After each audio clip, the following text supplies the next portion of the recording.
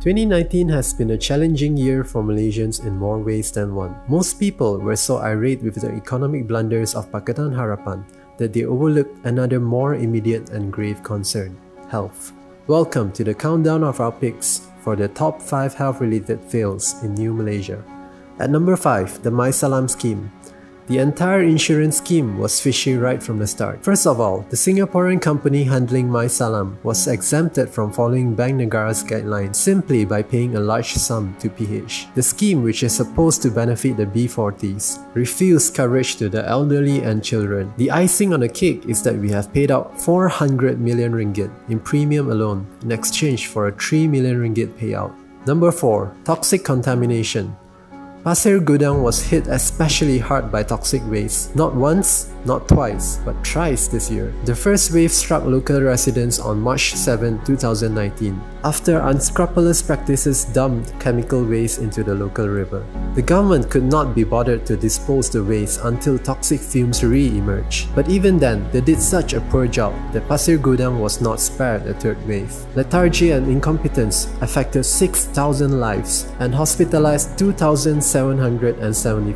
Number 3. Rare earth. Many leaders of PH once strongly advocated for the shutdown of Linus operations. One even vowed to burn the refinery down himself. Today, it is not enough that they renew the license for Linus to pump out fresh new waste. PH ministers now look to resume bauxite mining in Pahang and explore for additional rare earth deposits to be exploited in other states. Number 2. Polio.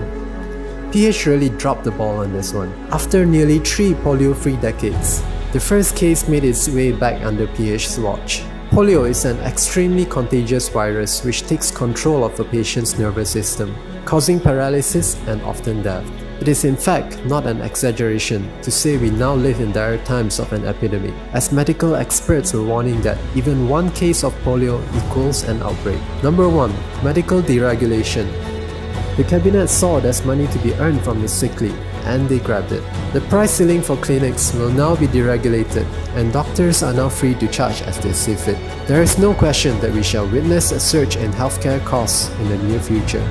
When you are sick, you are at your most vulnerable. It is a time when you have the least bargaining power. You are not capable of saying, "No, that's too expensive." So all you could do is to cough up however much your doctor decided to bill you. Health conditions in Malaysia have undeniably deteriorated for year 2019. Whether it's due to greed, ineptitude or lethargy. Do you agree with our list? Let us know in the comments down below.